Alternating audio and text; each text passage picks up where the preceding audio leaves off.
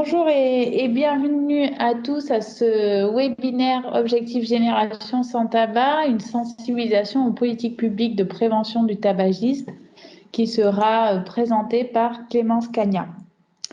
Donc ce webinaire est organisé par le CRES et fait partie d'une série de 8 webinaires qui sont organisés dans le cadre du projet Moi sans tabac 2020 et qui sont financés par l'Agence régionale de santé et par Santé publique France.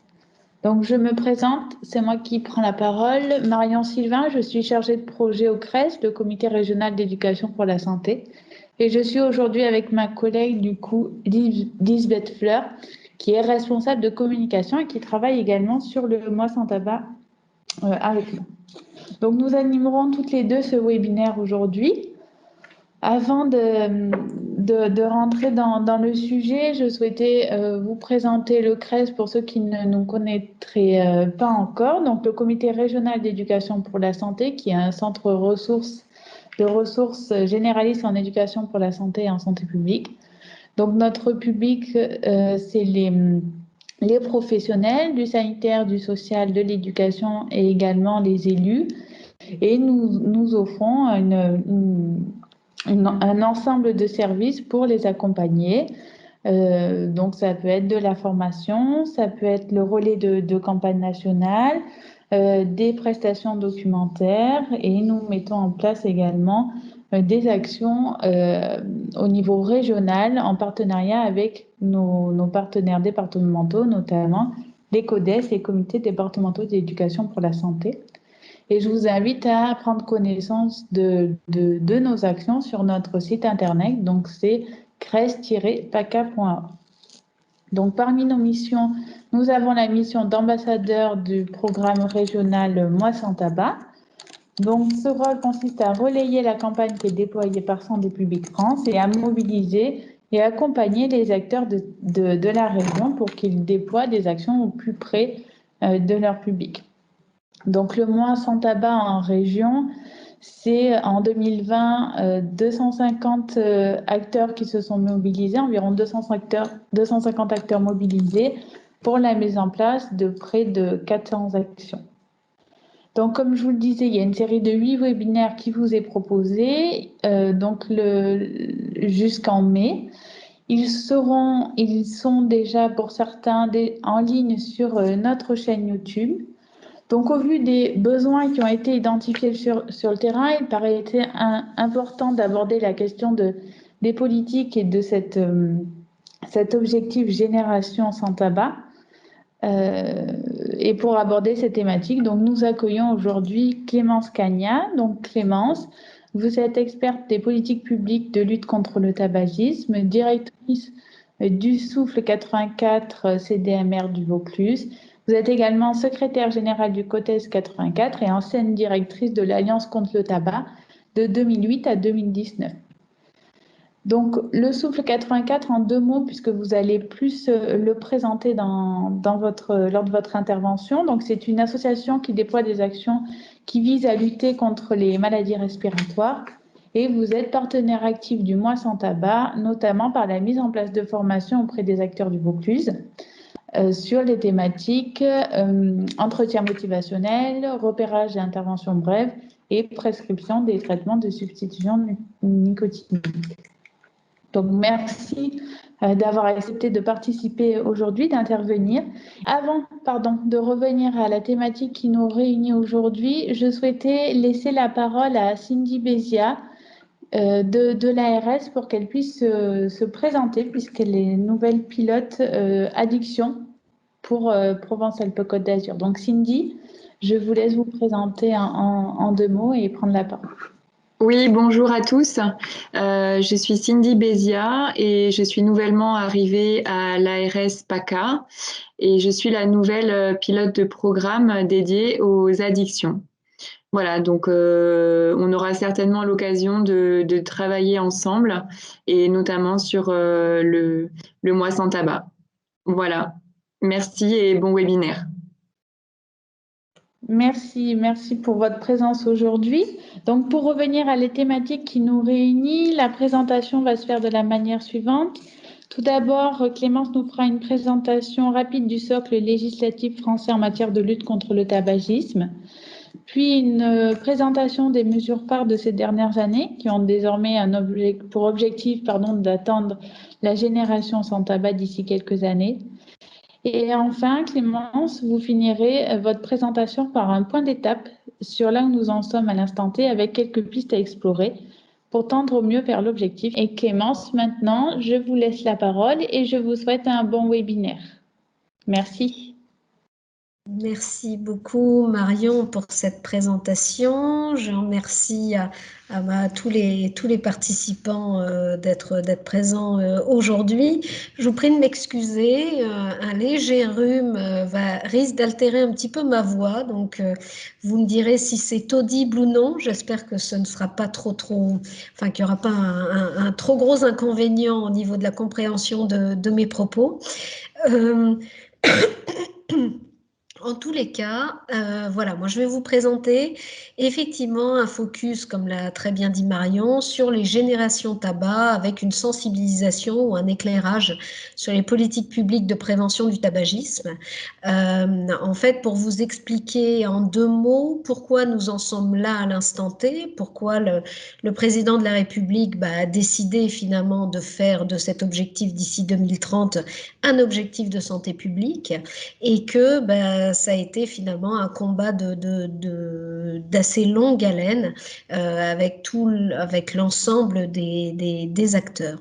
Je remercie Marion de m'avoir présenté brièvement. C'est vrai que sur ce sujet, j'ai eu la chance de pouvoir travailler au sein d'une coalition nationale qui est l'Alliance contre le tabac pour voir un petit peu tout ce qui s'est passé ces 10 dernières années. Donc le focus que je vous fais, je l'ai vécu en tant qu'actrice, au même titre qu'un certain nombre d'acteurs de la société civile.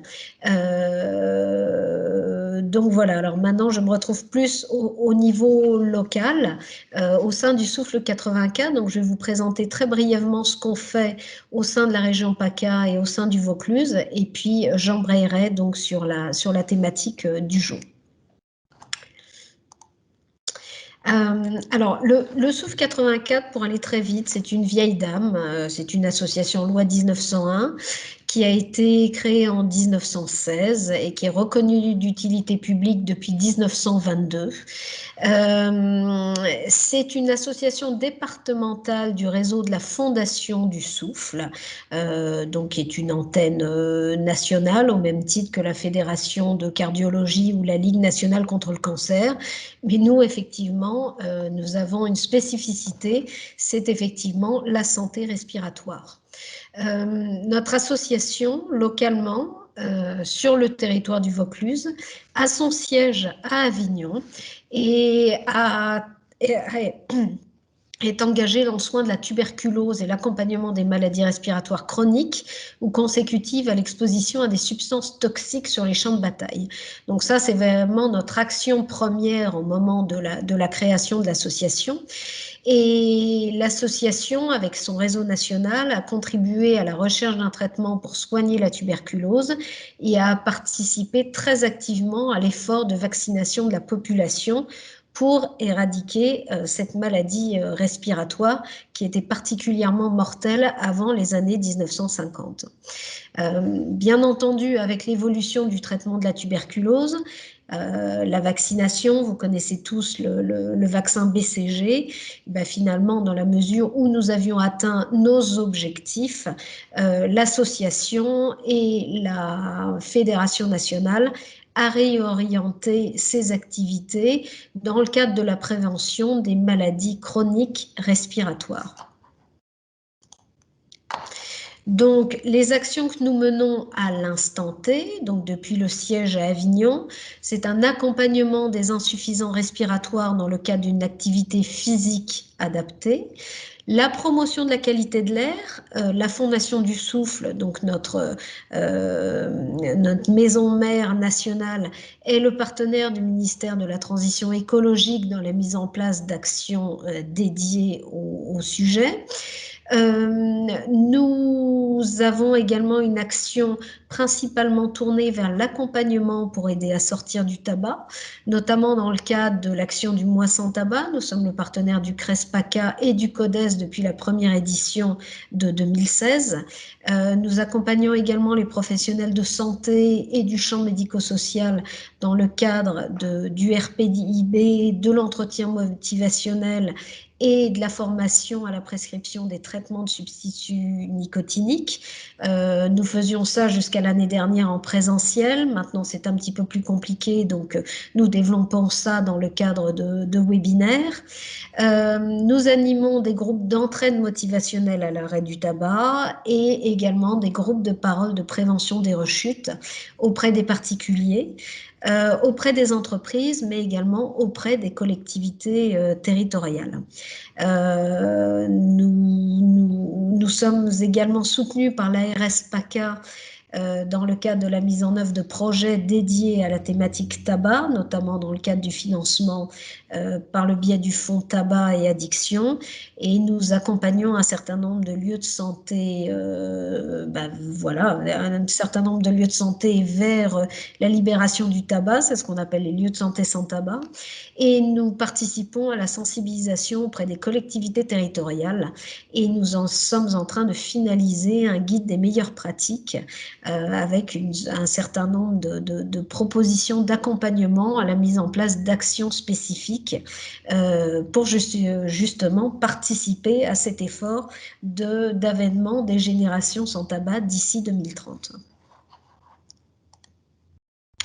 Alors, pour revenir au propos, effectivement, à ces générations sans tabac et à la mise en œuvre des politiques publiques de prévention du tabagisme, j'aimerais juste recadrer un petit peu le sujet dans la mesure où le tabac, on a l'impression que le monde est né presque avec une cigarette à la bouche, ce qui n'est pas tout à fait le cas, bien entendu, puisque c'est un produit qui commence à infuser la société depuis seulement la fin du 19e siècle.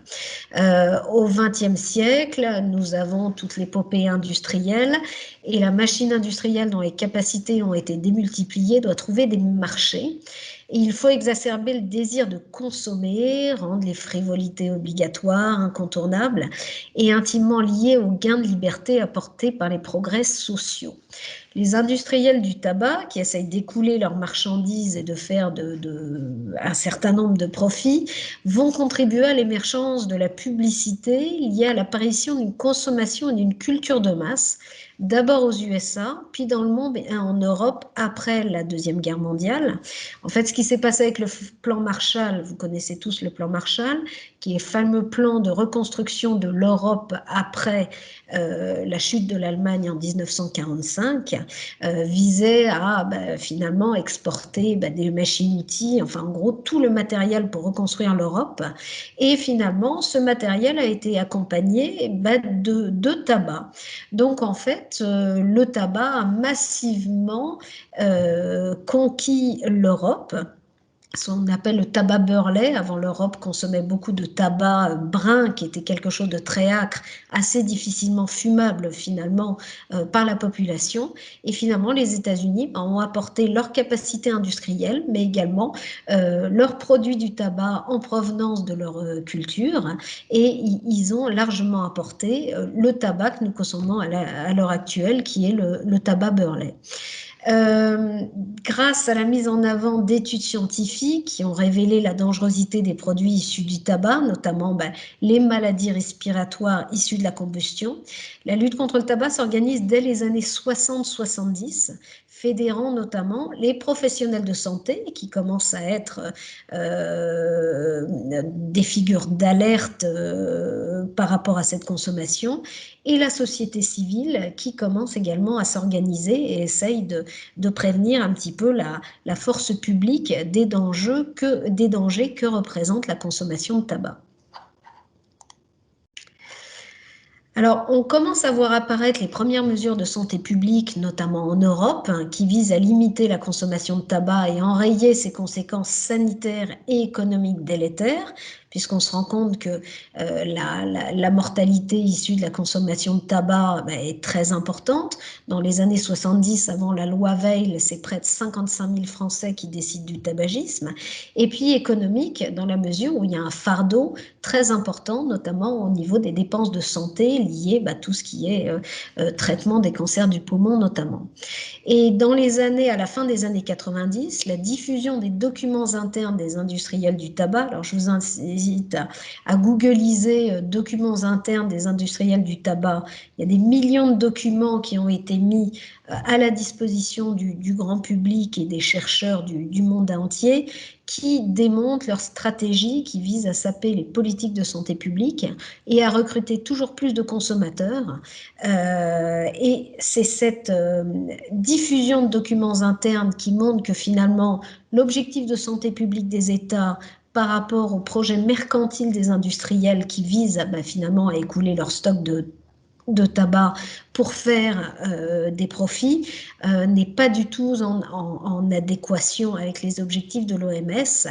Et finalement, ça a donné l'occasion à la lutte contre le tabac de s'internationaliser avec la mise en place d'un traité de santé publique que l'on appelle la CLAT, et je vous en parlerai un petit peu plus tard. Et l'objectif finalement des États à l'instant T, c'est de promouvoir un monde et des générations sans tabac. On va voir si c'est un mythe, si ça peut être une réalité et où nous en sommes à l'instant T, notamment en France. Alors, génération sans tabac, de quoi parle-t-on ? En fait, sous l'égide de l'OMS, c'est une notion qui se diffuse de plus en plus dans le domaine de la santé publique au niveau international dès la fin en fait, des années 90, plus précisément en 98, grâce à l'initiative pour un monde sans tabac. On appelle ça la Tobacco Free Initiative. Et en fait, il s'agit de travailler à la mise en place de dispositifs de santé publique visant à promouvoir l'émergence de générations d'adultes non-fumeurs. Alors, quand on évoque l'émergence de générations d'adultes non-fumeurs, on entend un pourcentage de consommation inférieur à 5%, puisqu'on sait très bien que 0% est difficilement atteignable, mais en fait, c'est l'idée d'atteindre une population de non-fumeurs qui est inférieure ou égale à 5%.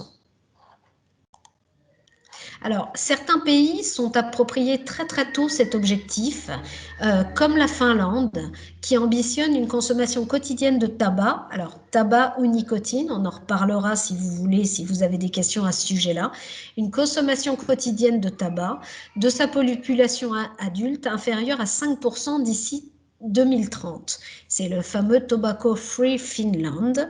Alors, ils étaient partis d'abord d'ici 2040 et puis finalement, les mesures prises dans le cadre de leur politique publique fonctionnent tellement bien qu'ils ont ramené cet objectif à 2030. Alors, je vous ai mis une petite capture d'écran, là, finalement, de leur site internet et ils se dirigent de façon accélérée vers cet objectif, alors que, juste pour souligner, dans les années 1920, la Finlande était le pays européen qui fumait le plus au niveau du continent européen.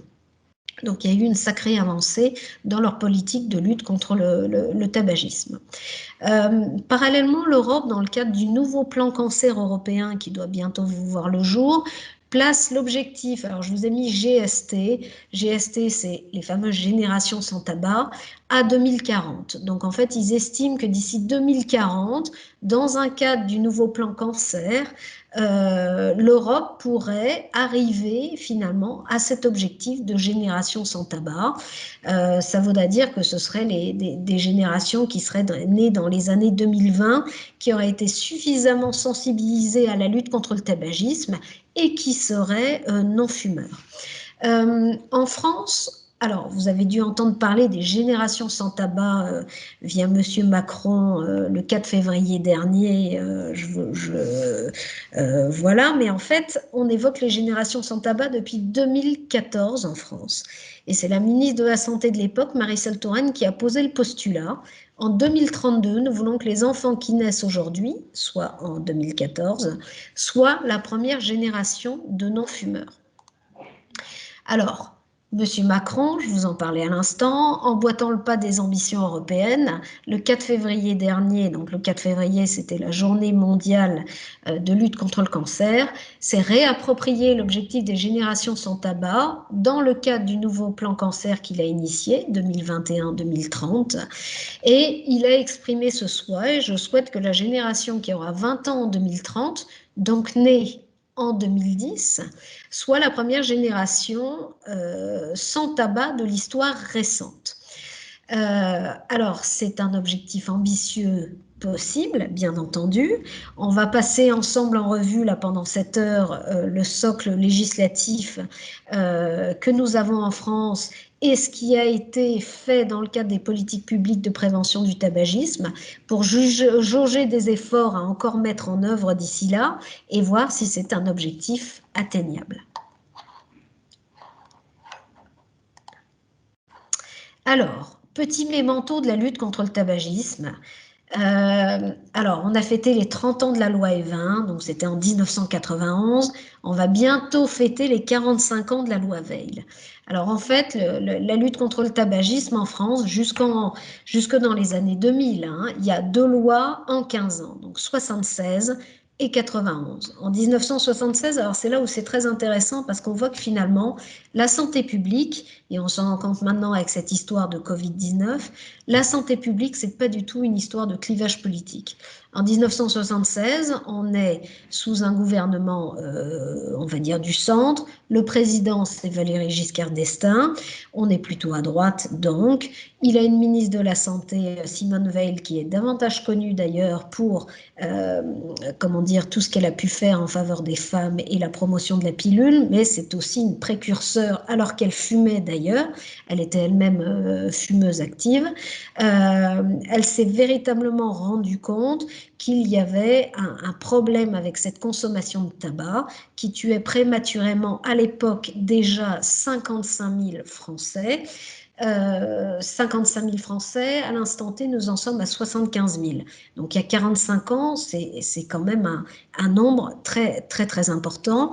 Et donc, elle décide d'en faire, donc je dirais, la première loi de lutte contre le tabac n'est pas est intéressante parce qu'elle pose les jalons, en fait. C'est incomplet, il n'y avait pas toutes les données scientifiques, mais ça a le mérite de poser la dangerosité de ces produits auprès de l'opinion publique. Et donc, il y a un certain nombre de mesures emblématiques, d'ailleurs, qui ont été complétées jusqu'à ces dernières années, comme l'interdiction partielle de la publicité, l'interdiction de sponsoring sportif. On commence à mettre sur les paquets l'avertissement textuel abus dangereux, qui ne signifie pas grand-chose, mais ça veut bien dire que consommer du tabac est dangereux. Et c'est la première fois qu'on met en place la prévention auprès des jeunes, et alors auprès des militaires. Pourquoi auprès des militaires? Parce qu'à l'époque, ça c'est une réminiscence de la période... je vais trouver le terme, de la période, encore sous Louis XIV ou sous Napoléon, où en fait on mettait dans le package des militaires, il y avait des Gauloises notamment, pour ne pas citer la marque, qui étaient insérées dans le package des militaires. Donc c'est une sorte d'incitation à fumer, et donc du coup ils se rendent compte qu'il faut faire de la prévention pour éviter que ces militaires, qui sont incités à fumer par l'État, puissent finalement se libérer du tabagisme. Et puis, il y a une indication de la composition intégrale, puisque les cigarettes, on ne savait pas particulièrement ce qu'il y avait dedans. 15 ans plus tard, alors voilà, ça pose les jalons vis-à-vis de la dangerosité des produits du tabac. En 91, vous connaissez tous la loi Evin. Ce dispositif est censé être complété. Et la France, d'ailleurs, est un précurseur en la matière, puisque Claude Évin arrive à faire voter l'interdiction de fumer dans les lieux à usage collectif. Alors, il y a les établissements scolaires, les entreprises, les transports en commun, les cafés, notamment, tous les lieux à usage collectif. Donc, je crois que si vous vous souvenez, en 2008, on a refait la même chose et ça s'est bien passé. Désormais, il est interdit de fumer dans un certain nombre de lieux. À l'époque, en 91, c'était déjà le cas. En revanche, c'est une mesure globale qui a été rendue partielle par la possibilité de créer au sein de ces établissements concernés une zone fumeur. Donc, vous vous souvenez tous Dans les trains corail, il y avait un wagon fumeur où il n'y avait jamais personne, et puis un wagon non fumeur où les gens s'entassaient. Eh bien, voilà ce qu'a créé le décret Kouchner en 1992. Donc une mesure rendue partielle, mais il y a eu un certain nombre d'avancées aussi. L'interdiction de distribution gratuite, interdiction de la publicité directe et indirecte, c'est-à-dire pour les personnes qui sont quadras comme moi, on a tous connu dans les magazines de cinéma ou les magazines de Elle ou autres, les publicités faisant la promotion de certaines marques de tabac. À partir de 91, ça a été supprimé. On ne pouvait plus voir de publicité directe ou indirecte par la radio sur ce genre de support. Alors, ce qui est intéressant à noter aussi, c'est la différence et le temps qu'il y a eu entre 76 et 91. Je veux dire, à l'instant T, en 1991, l'État est encore actionnaire majoritaire de la CEITA, donc la distribution de tabac, ce qui peut expliquer la pression et le temps qu'il y a eu pour la mise en place de mesures pour diminuer la consommation de tabac. Alors, une chose qui a permis d'accélérer la mise en place de mesures globales de lutte contre le tabagisme, c'est une prise de conscience internationale des méfaits du tabagisme. En fait, les États membres de l'OMS, donc ça représente il y a environ entre 195 et 198 pays qui font partie de l'OMS, ont cherché à donner une réponse universelle et rapide à cette épidémie industrielle. Donc, contrairement, par exemple, au paludisme qui est diffusé par le moustique ou à un certain nombre de maladies, on peut éventuellement évoquer d'autres maladies, hein, comme comment dire, peut-être que le Covid-19 en fait partie d'ailleurs, parce que c'est un virus, mais effectivement, là, cette épidémie industrielle, ou comme la malbouffe peut-être avec l'industrie agroalimentaire, c'est une épidémie industrielle, donc qui a fait 1 milliard de décès au XXe siècle, ce qui est quelque chose d'absolument considérable. Et la directrice générale de l'OMS de l'époque, Margaret Chan, disait « C'est nous-mêmes qui détenons la solution à l'épidémie mondiale du tabagisme. Le remède à cette terrible épidémie ne repose pas sur les médicaments ou des vaccins, donc comme on cherche pour le paludisme notamment, mais sur des actions concertées des gouvernements et de la société civile. C'est-à-dire que le tabagisme, c'est un comportement évitable. Comme je vous l'expliquais, c'est quelque chose qui est arrivé assez récemment et qui a infusé la société assez récemment. Et donc, du coup, on peut probablement réapprendre à ne pas fumer.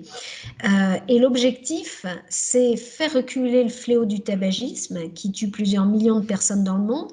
Donc, on avait 5 millions de personnes décédées en 2005, 6 millions en 2013, 7 millions en 2017, 8 millions en 2019.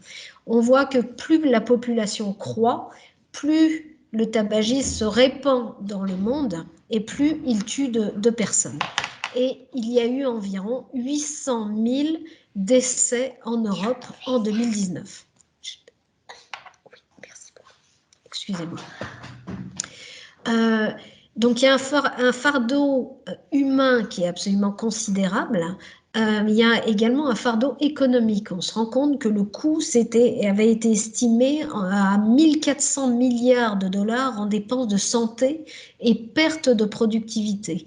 Ce qui avait été travaillé et étudié en France en 2016 par l'économiste Pierre Kopp, avec notamment l'OFDT, c'était qu'au niveau français, on estimait à 120 milliards d'euros les dépenses de santé et perte de productivité. Donc sur ces 1 400 milliards de dollars, vous imaginez que on peut estimer que au niveau français, ce serait environ 10% du total, qui est certainement très, très sous-évalué. Alors, pour en revenir à l'OMS, qui a bien vu que l'industrie essayait de placer ses produits, notamment dans les milieux cinématographiques ou autres, alors, la CLAT. La CLAT, malheureusement, c'est un acronyme qui est un peu barbare, CCLAT, bon. Mais alors, c'est la Convention cadre de l'OMS pour la lutte anti-tabac. C'est le premier traité international de santé publique. Et quand je dis premier, il n'y a pas de second. C'est le seul à l'instant T. Il y a beaucoup de... Alors, vous avez par exemple pour le SUDA, vous avez un organisme onusien qui est dédié directement à cette maladie. En revanche, là, ce traité international de santé publique, ben, par exemple, dans le cadre de l'agroalimentaire, enfin de l'obésité justement, ou dans le cadre d'un certain nombre de maladies industrielles, il y a énormément de causes qui aimeraient avoir ce traité international de santé publique. Et en fait, il a été adopté en mai 2003 par les membres de l'OMS. Il est entré en vigueur en février 2005 après l'adhésion de 40 États. Alors la France, nous, on aime bien tout faire tout de suite et puis après, on met un peu plus de temps à mettre en œuvre, mais ça, c'est très très bien. Donc en 2004, c'était sous la présidence Chirac. Donc je vous disais qu'il n'y avait pas forcément de clivage politique puisqu'on était avec Madame Veil sous Giscard d'Estaing. Avec Monsieur Evin, on était sous François Mitterrand, qui était plutôt un gouvernement de gauche. Là, on est plutôt sous Jacques Chirac, un gouvernement de droite. Donc, finalement, la santé publique, bah, on y va, il n'y a pas de clivage politique. À l'instant T, tous les pays européens l'ont ratifié, ainsi que la Commission européenne. Et en 2021, donc à l'instant T, on compte 182 parties au traité. Parties, ce sont les États. Et ça couvre plus de... Alors, ce qui est très très important, puisque le fléau du tabagisme, c'est une épidémie mondiale hein, qui touche toute la population. Ça touche plus de... Donc, la CLAT couvre environ 90% de la population mondiale. Vous connaissez les États-Unis, ils n'ont pas voulu prendre parti au traité. Bon, ça, c'est un choix. En revanche, les États-Unis, même en dehors du traité, au niveau des États, ont pris des dispositions très, très drastiques de lutte contre le tabagisme. Et on en reparlera un tout petit peu après, parce qu'ils font figure de modèle sur un certain nombre de dispositions. Alors, ça aurait été, il y a quelques années, je vous aurais dit que la CLAT, c'était le premier traité onusien le plus plébiscité au monde. Et non, désormais, c'est le traité sur le climat. Il y a 189 membres, peut-être 190 avec les États-Unis qui vont revenir. Mais la CLAT est donc le deuxième traité onusien le plus plébiscité avec 182 membres qui adhèrent. Et en fait, les États s'engagent à mettre en œuvre. Alors, la CLAT n'est pas contraignante. Elle propose et les États disposent en quelque sorte. Donc les États s'engagent à mettre en œuvre les recommandations édictées dans le traité. Donc il y a des mesures d'information, de diminution de l'offre, de restriction de la demande et à les transposer au niveau national. Alors, on va entrer un peu plus dans le détail dans ce qui concerne la CLAT. Alors, c'est un tout petit bouquin, je l'avais à portée de main, mais il est un peu plus loin, je ne vais pas aller vous le chercher, mais voilà, c'est un petit fascicule, vous pouvez aisément le télécharger. Et en fait, il y a 38 articles, dont l'objectif est de protéger les générations présentes, futures et futures, des effets sanitaires, sociaux, environnementaux et économiques dévastateurs de la consommation de tabac et de l'exposition à la fumée de tabac. Tous ces articles sont basés sur des données scientifiques et ils recommandent les meilleures pratiques en matière de prévention, information, sensibilisation, contrôle des mesures, accompagnement des consommateurs, promotion de la recherche, expertise technique, protection de l'environnement, responsabilité juridique de l'industrie qui finalement met à disposition ces produits légalement ou illégalement dans certains produits puisqu'ils sont responsables la plupart du temps du commerce illicite. Mais voilà, la responsabilité juridique de l'industrie, il faut la mettre en question et essayer de limiter l'interférence des industriels du tabac dont je vous disais que les objectifs mercantiles sont absolument en contradiction avec les objectifs de santé publique des États. Alors, en France, comme je vous l'ai dit, on a signé et ratifié ce traité en 2004. il y a eu un certain nombre de choses qui ont été faites entre 2004 et 2012, puisqu'il y a eu une évaluation de la Cour des comptes de ces fameuses politiques publiques de lutte contre le tabagisme, et ça date de décembre 2012. Or, ce qui a été fait, alors il y a eu un certain nombre de choses qui ont été faites entre 1991 et 2012, heureusement.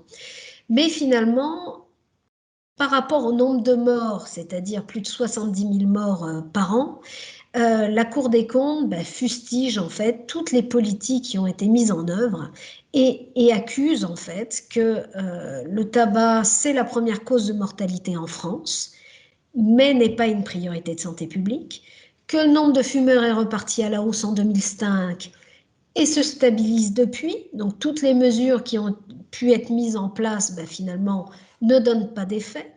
Que la France est en 2010 le mauvais élève de l'Europe. Il y a un Français sur 3 qui fume, donc ça fait environ 30% de la population, malgré un dispositif et un socle législatif réglementaire complet. C'est-à-dire, je vous ai dit, en 76-91, interdiction de la publicité, mise en place de législation sur interdiction partielle, certes, mais dans les lieux publics, prévention en milieu scolaire, dans le milieu militaire, enfin bref, pas mal de choses, des avertissements sanitaires graphiques sur les paquets, pas sanitaires graphiques, des avertissements sur les paquets, enfin bref, donc rien n'y fait, c'est toujours la première mortalité, cause de mortalité évitable en France.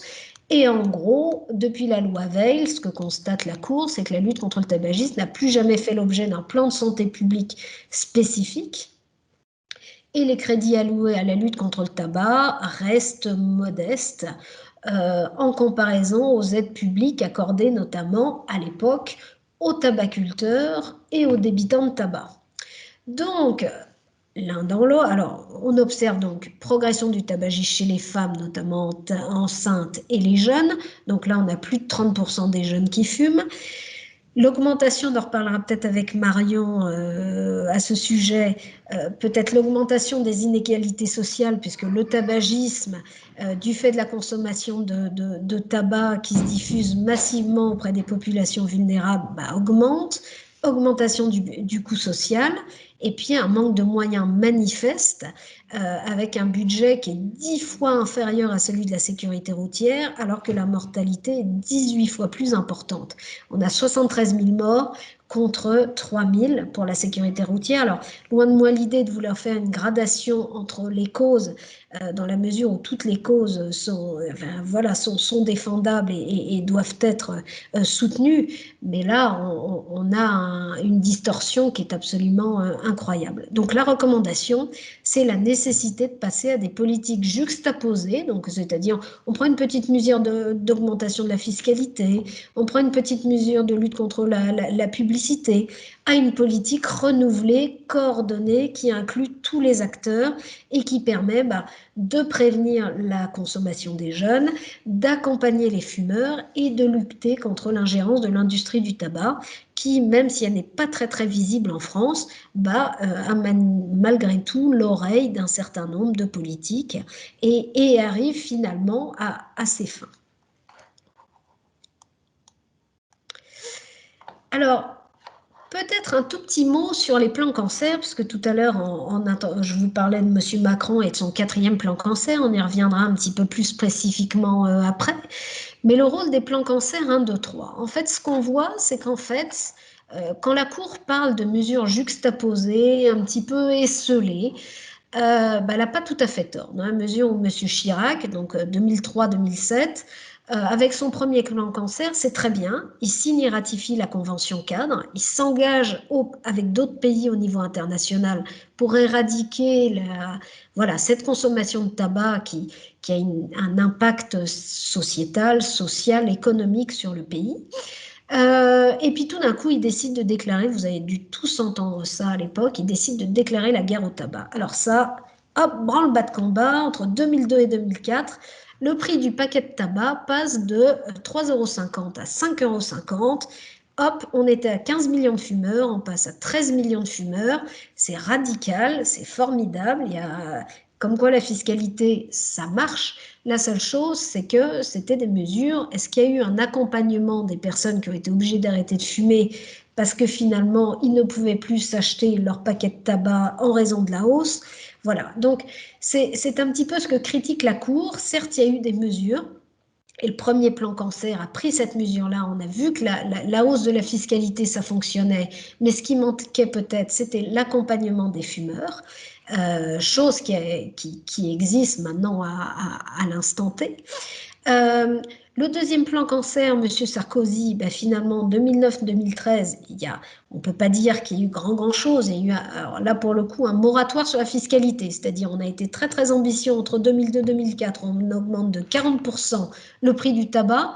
Puis, entre 2009 et 2013, on décide de ne plus augmenter la fiscalité. Les buralistes ravis, bien entendu, un certain nombre d'acteurs très heureux qu'on n'augmente plus la fiscalité, mais parallèlement, il y a eu une ambition, la mise en place de l'interdiction de fumer dans les lieux à usage collectif. Donc ce n'est pas une loi, c'est un décret de la loi Évin qu'on appelle le décret Bertrand, donc de Xavier Bertrand qui était le ministre de la Santé de l'époque, mis en place entre 2006 et 2007. Et ce qu'il faut noter, c'est que c'était une mesure qui a pu être mise en place parce qu'elle était plébiscitée par plus de 85% de la population, fumeurs, non-fumeurs, travailleurs ou autres. Et donc, du coup, elle a été plébiscitée et assez bien respectée, on va dire, dans ses prémices et dans sa mise en place. Et tout comme l'interdiction de fumer dans les avions, nous n'y penserions plus maintenant, on n'imagine plus fumer à l'intérieur des cafés. Donc, ça s'est vraiment ancré dans les mœurs des Français. On peut aussi noter dans le cadre du deuxième plan cancer la mise en place des premiers avertissements graphiques, donc ce qu'on a appelé de façon un petit peu, pour faire du buzz, les photos chocs. Donc c'est Madame Bachelot, qui était ministre de la Santé à l'époque, qui a fait mettre en place, et d'ailleurs je crois qu'en fait les 10 ans d'ailleurs de cette mesure, on a mis les premiers avertissements sanitaires graphiques sur les paquets, donc les premières photos issues de la banque d'images européenne pour alerter sur les méfaits du tabagisme. Donc c'est là où on voit, il y a un certain nombre, soit un cancer de la gorge, voilà, on commence à associer avertissements textuels, fumer tue, et les avertissements sanitaires graphiques. Mais ce sont des mesures encore assez dispersées et finalement qui ne sont pas véritablement coordonnées et qui ne suivent pas un plan précis avec des objectifs précis. Et puis finalement, c'est en 2014 que tout s'accélère, puisque je vous en parlais, si je reviens un tout petit peu en arrière, je vous en parlais, l'évaluation de la Cour des comptes qui sonne un petit peu la sonnette d'alarme, qui tire la sonnette d'alarme. Et en fait, M. Hollande, donc là pour le coup gauche, toujours pas de clivage politique dans la lutte contre le tabagisme, on essaye de se saisir du sujet.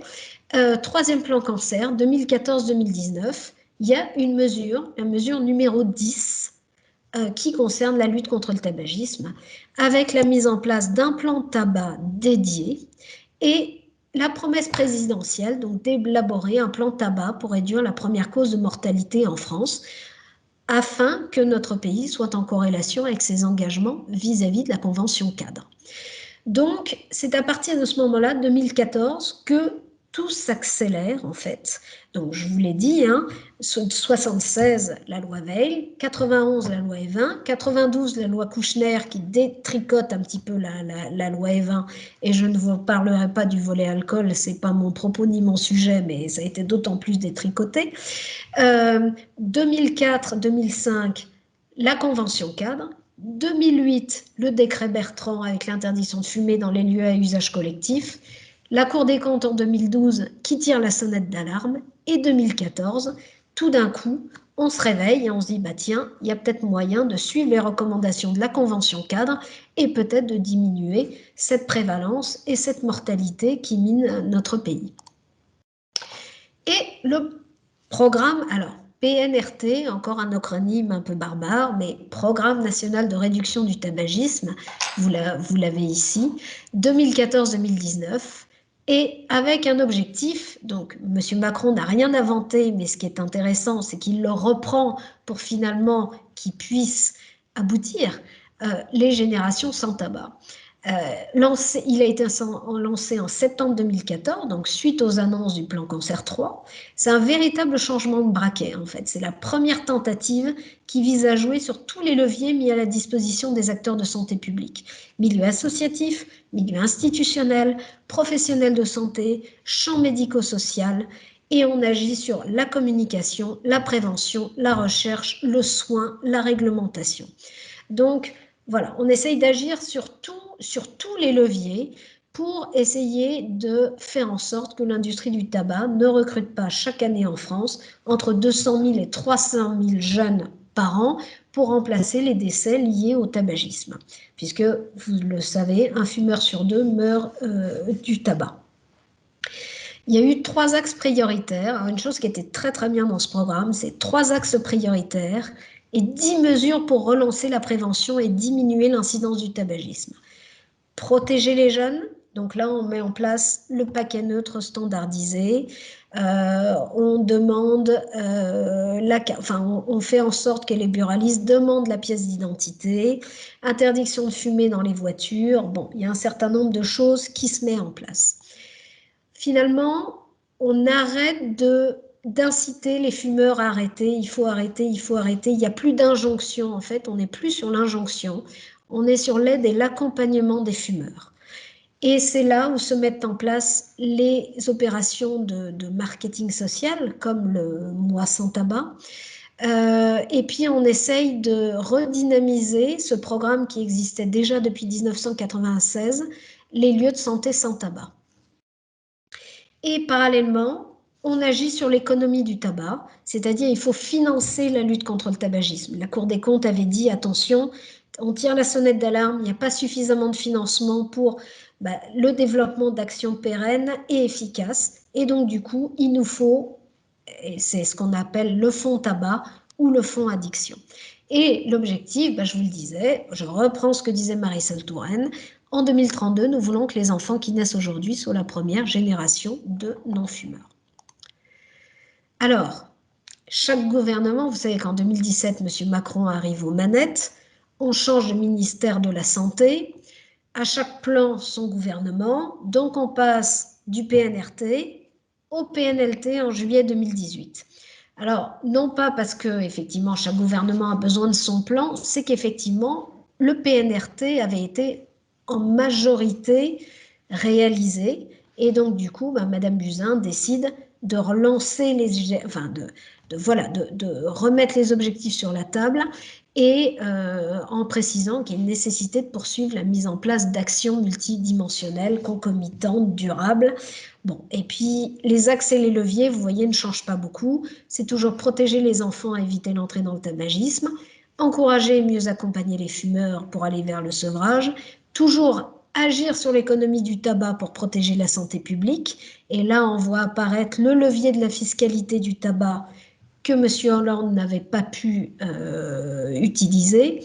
Et puis, ça, quelque chose de très très important parce que la France était assez en retard, surveiller, évaluer, chercher, diffuser les connaissances relatives au tabac. Et là, il n'y a plus 10 actions pour y parvenir, il y en a 28, mais je vous invite, avec le document du DICAT 13, à aller regarder les différentes actions qui sont très intéressantes et particulièrement étayées.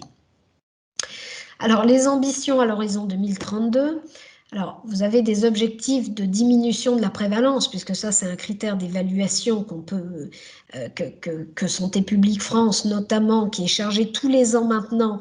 Alors, petite anecdote, avant, on avait des évaluations de la consommation de tabac et sur la prévalence tous les 5 ans. C'est annuel uniquement depuis l'année 2016, donc merci à Mme Touraine et à son plan d'avoir fait en sorte qu'on ait des informations annuelles pour pouvoir se situer également et pour pouvoir fixer des objectifs de diminution de la prévalence.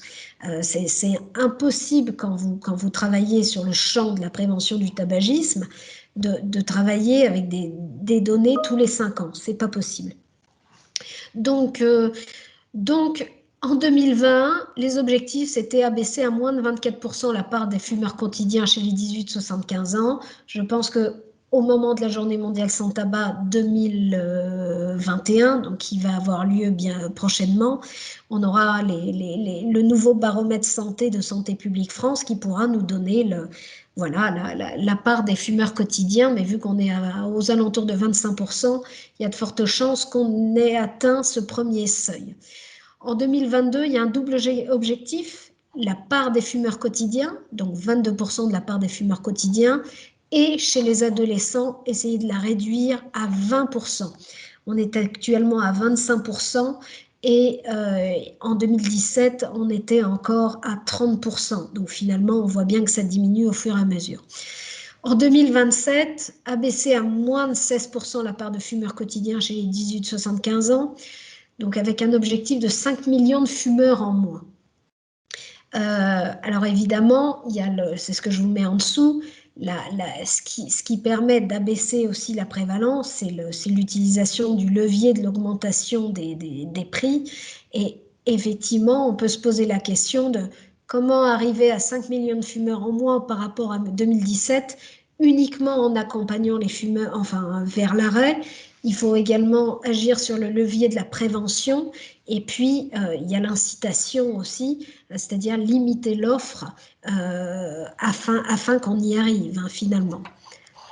Alors, parallèlement à ce plan du ministère de la Santé, on voit bien que finalement, il y a tout le gouvernement qui se saisit en fait de cette question. Donc, on parlait d'action mutualisée, action globale.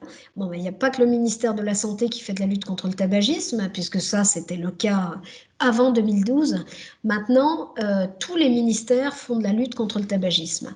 Le ministère de l'Économie, le ministère de l'Intérieur, et donc du coup le plan addiction 2018-2022 qui s'est appuyé sur plus de 70 contributions, qui est un résultat d'arbitrage interministériel et qui finalement prend en compte certains publics et notamment les jeunes et publics les plus vulnérables, les personnes en situation de handicap, et vient en fait compléter ce programme national de lutte contre le tabagisme.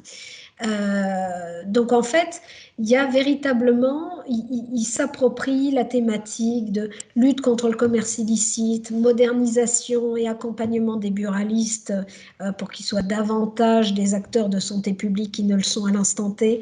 Essayer de renforcer le respect de la réglementation de la vente aux fumeurs, l'accompagnement des collectivités territoriales pour la mise en place de politiques de prévention du tabagisme. Donc en fait, on a un volet assez intéressant au niveau des addictions qui prend aussi à bras-le-corps cette thématique de lutte contre le tabagisme.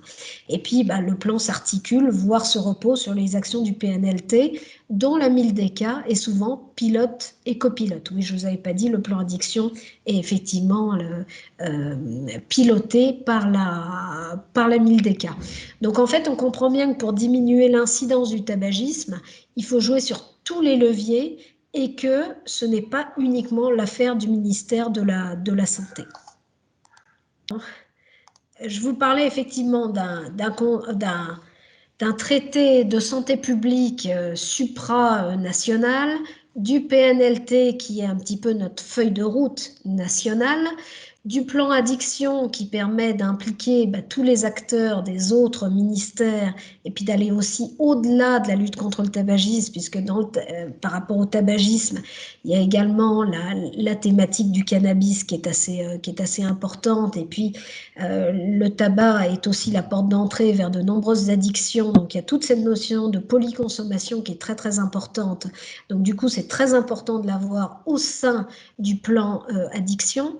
Et ce qui est très intéressant, c'est finalement d'avoir dédié une sorte auprès de chaque région.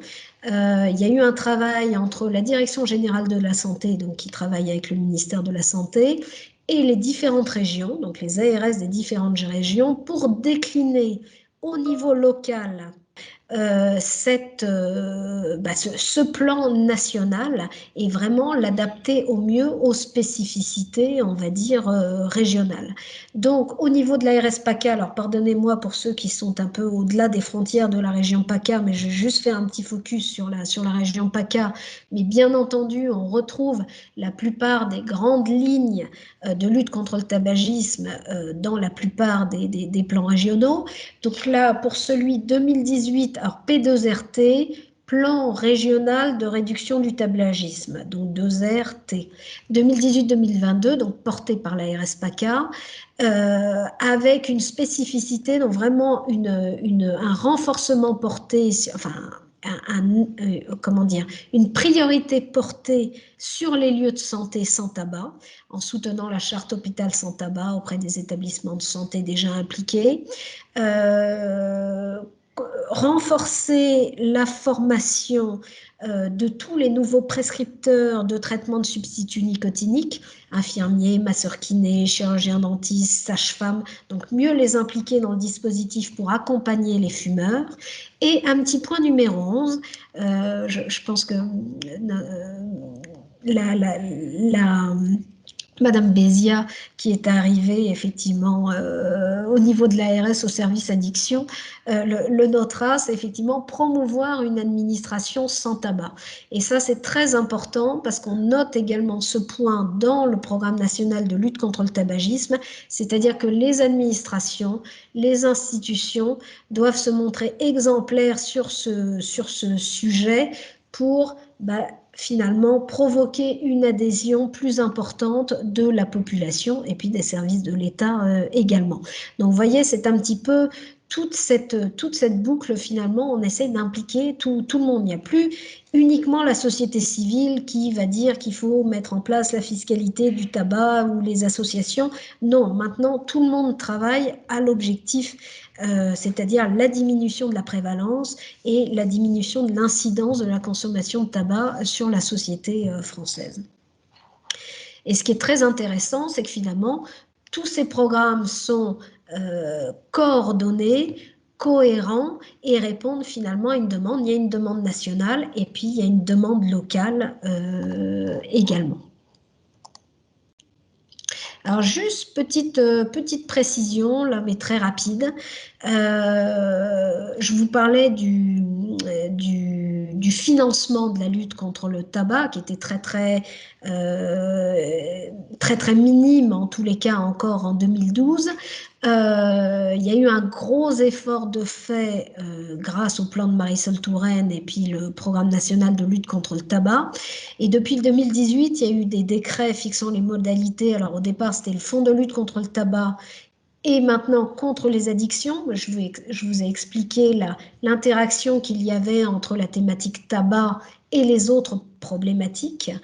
C'est un financement en provenance de la distribution de tabac, c'est ce qu'on appelle la taxe Logista, et qui rapporte entre 100 à 115 millions d'euros par an. C'est collecté par la Caisse nationale d'assurance maladie, donc qui récolte cette manne financière et qui la distribue sous la forme d'appels à projets, donc au niveau national, auprès de l'Institut national du cancer, auprès de l'INSERM, donc l'Institut national de la recherche, et également auprès des acteurs locaux. Donc les AORS ont un fonds de dotation et peuvent diffuser des appels à projets pour mettre en place ce fameux programme de réduction du tabagisme au niveau régional, dont vous avez les principaux axes qui s'affichent à l'écran: protéger les jeunes, éviter l'entrée dans le tabagisme, aider les fumeurs à s'arrêter, réduire les risques. Après, vous avez l'axe 3, c'est plus dédié aux autres addictions, et puis avec la réduction des inégalités de santé, et avec un focus sur la démarche lieu de santé sans tabac qui reste une priorité. Donc en fait, vous avez un financement au niveau national, mais vous avez également un financement local, puisque bien entendu, si les territoires ne travaillent pas à la diminution du tabagisme, nous n'arriverons jamais aux objectifs nationaux de diminution de la prévalence. Alors, pour finir avec mes politiques de prévention du tabagisme, le fameux plan Cancer 4, donc 2021-2030, donc en fait, il réaffirme à la suite du président Hollande que le tabac est toujours une priorité de santé publique et qu'il a ce statut parce que le tabac s'impose comme un facteur de risque majeur de cancer. Donc en fait, le président Macron utilise la thématique tabac pour essayer d'atteindre des objectifs très très ambitieux en matière de réduction et d'incidence de maladies par cancer. Bon, bien entendu, en raison du fait que le tabac est toujours la cause numéro 1 de cancer chez les Français. C'est toujours très très important et 40% des cas de cancer pourraient être évités car attribuables à des facteurs de risque comportementaux, donc c'est le cas de l'alcool, du tabac et de l'alimentation notamment. La stratégie décennale, alors il y a aussi une volonté, puisque ça on n'en a pas parlé, mais je ne vais pas faire d'études genrées ou autres. Le tabagisme, dans la mesure où la consommation a beaucoup augmenté chez les femmes, tue tout autant malheureusement les femmes que les hommes. Et la stratégie décennale contre la maladie, notamment le cancer, c'est la première cause de mortalité chez les femmes, chez les hommes et deuxième chez les femmes. Donc il y a véritablement une volonté de lutter également voilà, auprès de la mortalité chez les hommes que chez les femmes et de faire prendre conscience que la consommation de tabac a une incidence sur la santé de la population.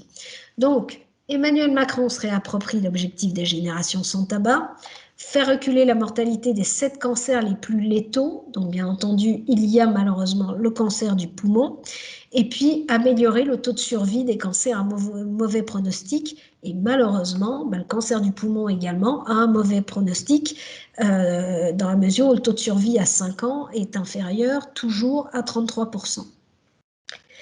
Donc, ramener le nombre de morts de cancer évitables de 150 000 à moins de 100 000 en 10 ans, effectivement, M. Macron l'a bien compris, l'un des leviers pour y parvenir.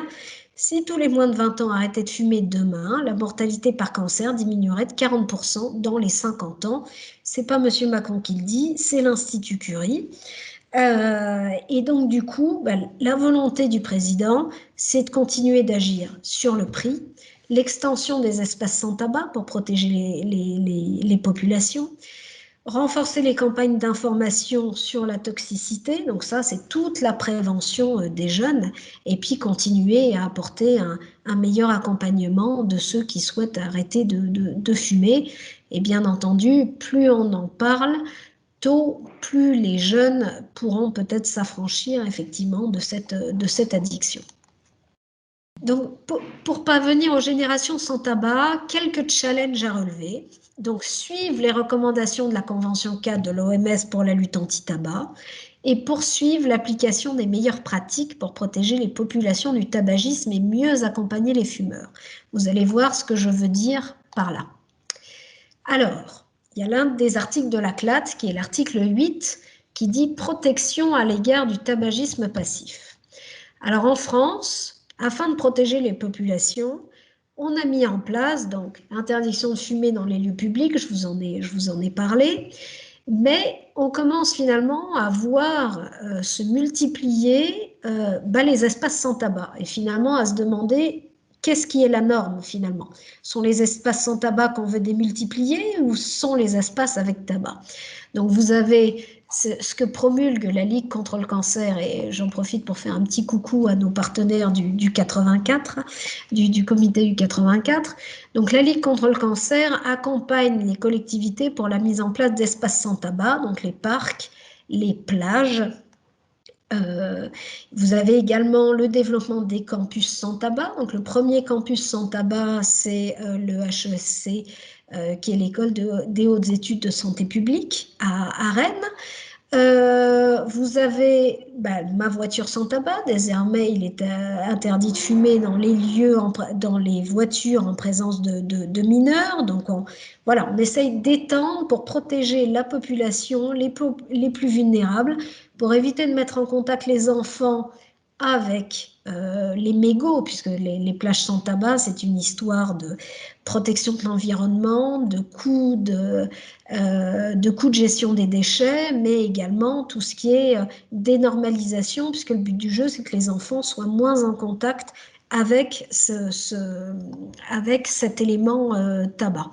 Et puis, un élément qui ne repose pas sur la loi non plus, qui n'est pas dépendant de la loi, bientôt un espace sans tabac devant les écoles. Alors en fait, le maire, les collectivités locales, sans avoir recours à la loi, par une simple validation au conseil municipal, peut aussi décider de mettre en place des espaces sans tabac, par exemple devant les écoles, pour mieux protéger les enfants à la sortie des écoles, pour protéger voilà, les adolescents, pour faire en sorte qu'il n'y ait pas des attroupements de jeunes fumeurs devant les écoles. Ça, ce sont des choses, je ne sais pas, je vous invite à aller voir sur Twitter, mais de plus en plus de collectivités se saisissent de cette thématique, et c'est particulièrement sollicité, puisqu'il y a le CNCT qui, dans le Grand Est, met en place avec des collectivités territoriales. Non, le CNCT, c'est Comité national contre le tabagisme, l'un des membres fondateurs de l'Alliance contre le tabac, donc c'est l'une des grosses associations de lutte contre le tabagisme en France, au niveau national. Ils ont monté dans l'ARS Grand Est un programme d'accompagnement des collectivités territoriales, et ils ont fait un sondage auprès d'un certain nombre de collectivités, et qui démontre qu'à plus de 80%, la population est en faveur de mesures de mesures de prévention du tabagisme, dont la mise en place d'espaces sans tabac. Donc les gens sont prêts à faire, les populations sont prêtes à faire cet effort, et je vous renvoie à ce que je vous disais tout à l'heure par rapport au plébiscite vis-à-vis de l'interdiction de fumer dans les lieux à usage collectif. On a pu les mettre en place parce que la population était en faveur de cette mesure. Donc là, on se rend compte que finalement, au niveau local, donc là, c'est plus au niveau national, mais au niveau local, les gens sont prêts à faire le pas. Et je rebondis sur le petit commentaire là, de nos partenaires de droit des non-fumeurs, qui ont mis en place avec la Direction générale de la santé, effectivement, des terrasses sans tabac. Donc vous avez, alors effectivement, pour le moment, c'est un petit peu en berne, mais il y avait cette volonté de promouvoir, de faire en sorte que la norme, ce ne soit plus une terrasse complètement enfumée et l'intérieur des cafés non-fumeurs uniquement, c'est que les non-fumeurs puissent se réapproprier ces terrasses non-fumeurs, et c'est une charte en fait entre l'établissement et puis, il me semble, la Direction générale de la santé. Je vous renvoie vers nos partenaires des droits des non-fumeurs à ce sujet. Il y a un lieu de santé dont je n'ai pas parlé et dont je vais parler très rapidement, c'est les lieux de santé sans tabac. Donc en fait, les lieux de santé sans tabac, c'est une sorte de modernisation du réseau hôpital sans tabac qui date quand même de 96. Donc la France était quand même assez en avance sur ce dispositif également, et ça visait à contribuer à l'effort global de diminution de la prévalence et de dénormalisation du tabac. Et en fait, le ministère de la Santé, donc la Direction générale de la Santé, l'organisme qu'on appelle le RESPAD, qui était l'ancien réseau hôpital sans tabac, se sont réappropriés ce dispositif, et donc vous voyez le petit logo là, hôpital sans tabac, ou même lieu de santé sans tabac, et c'est l'un des axes privilégiés aussi pour, comment dire, protéger les professionnels soignants, mieux les accompagner, et que ce soit d'ailleurs les professionnels soignants ou les patients, un véritable travail voilà, où l'on s'abstient de fumer, on respecte la législation, on met une politique active de prévention et de prise en charge du tabagisme. Voilà, donc Malheureusement, alors, ça dépend peut-être des secteurs, mais c'est vrai que cet épisode du Covid-19 a mis un petit peu le holà à toutes ces initiatives pour les raisons que vous devinez. Mais voilà, il ne faut pas l'oublier, c'est quelque chose d'absolument indispensable et voilà, ça peut participer à la démarche qualité globale de l'établissement, mais voilà, il faut que les lieux de santé se saisissent de cette thématique parce que, à nouveau, cette histoire d'exemplarité, comme les administrations sans tabac, c'est absolument primordial. Et pour dénormaliser cette histoire, dénormaliser cette notion de tabagisme. En fait, refaire d'un lieu sans tabac la norme. Alors oui, bon là je ne vais pas revenir dessus, je vous parlais de l'administration sans tabac, notion d'exemplarité des collectivités et autres institutions pour faire des espaces sans tabac la norme et non plus une exception. Voilà.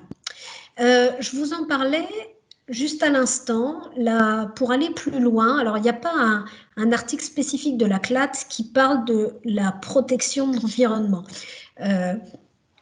Il y a dans la CLAT, vous avez l'article 16 et 17 qui parlent de la culture du tabac et des pays producteurs également.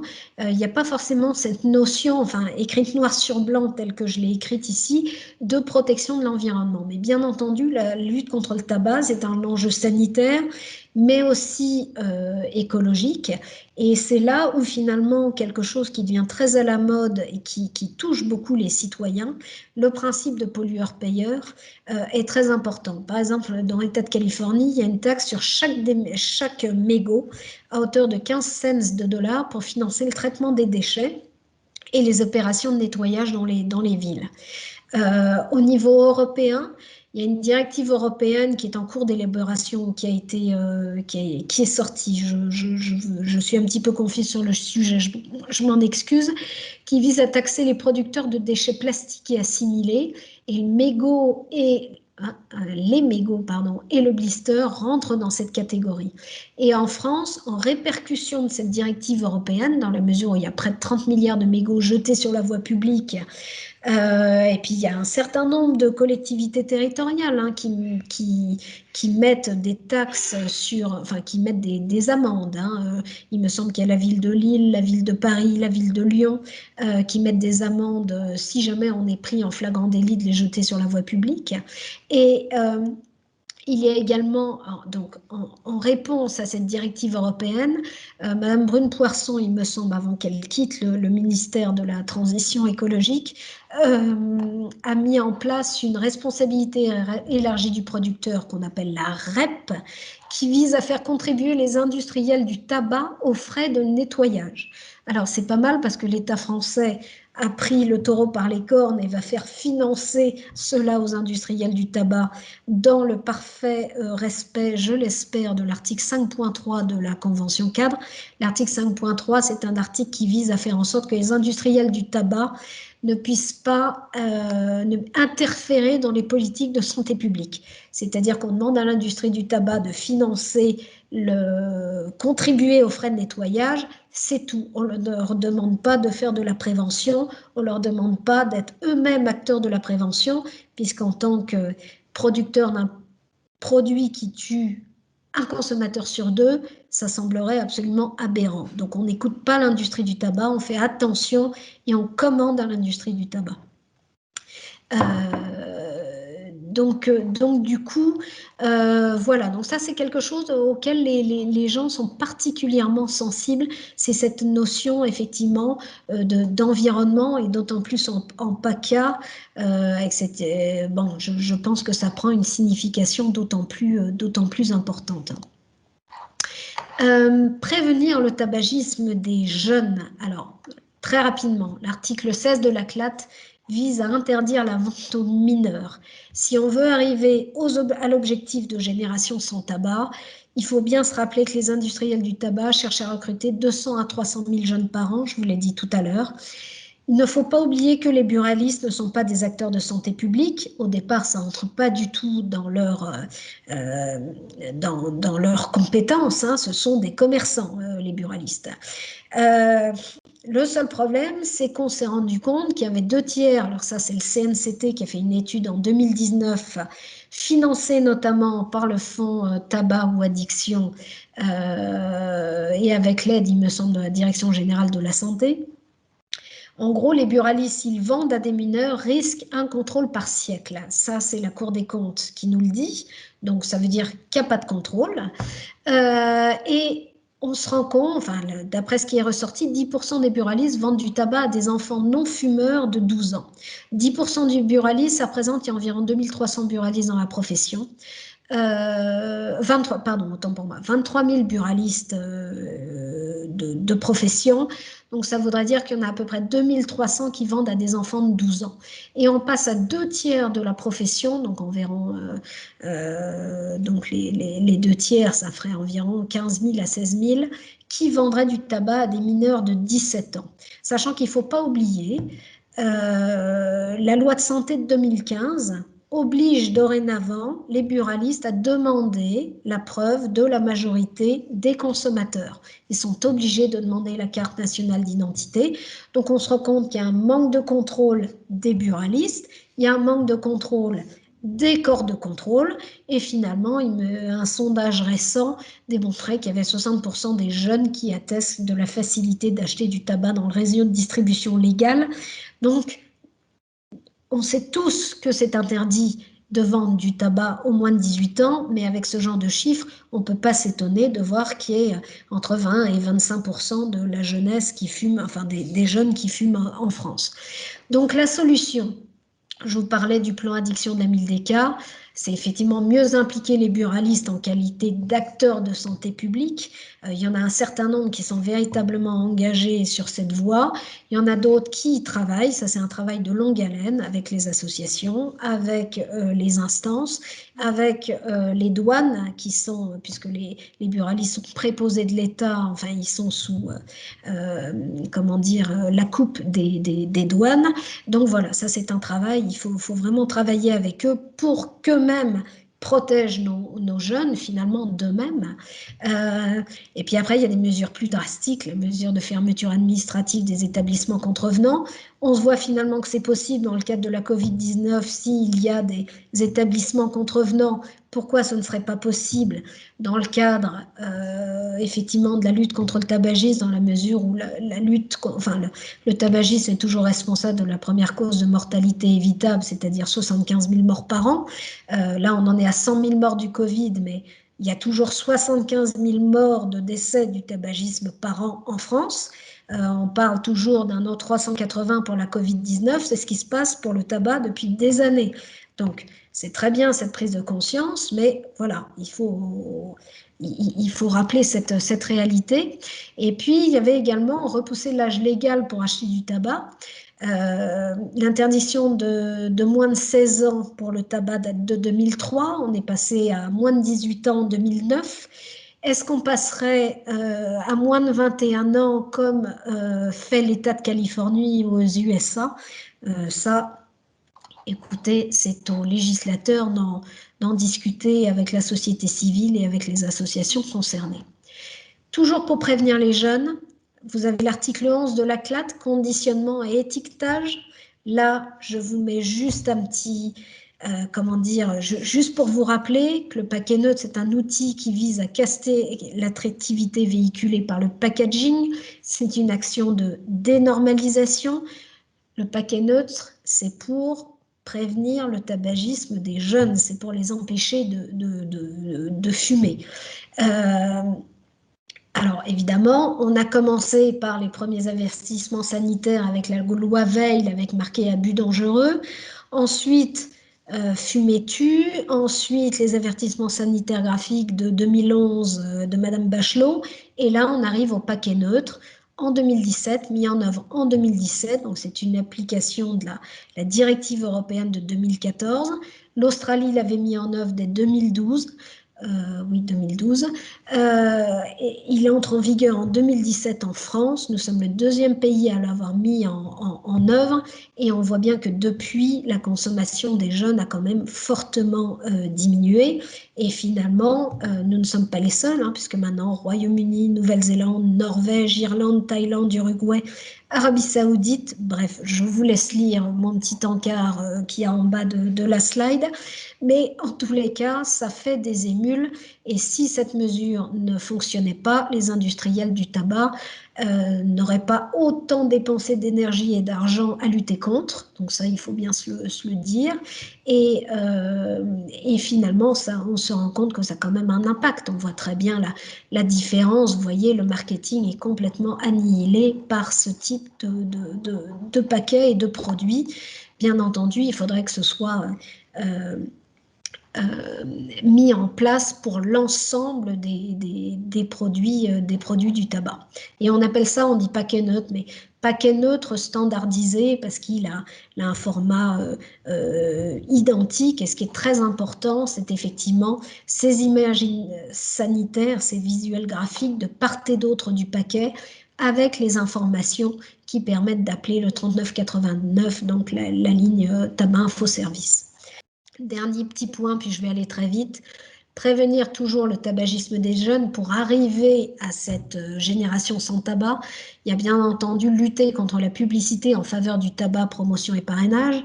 Vous pourriez me dire, mais oui, mais la promotion directe et indirecte, elle est interdite dorénavant.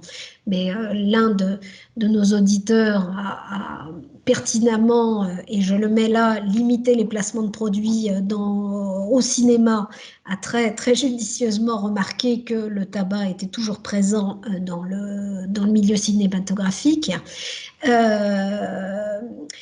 Et puis, on a aussi le gros problème des réseaux sociaux, avec le rôle des influenceurs qui sont financés par les 4 majors de l'industrie du tabac, qui font la promotion des campagnes des cigarettiers. En fait, c'est comme promotion de campagne des cigarettiers par les jeunes eux-mêmes, pour eux-mêmes, avec des hashtags du genre You Decide, Like Us, donc tu décides, comme moi, Be Maybe, enfin bref, ça cartonne auprès des jeunes.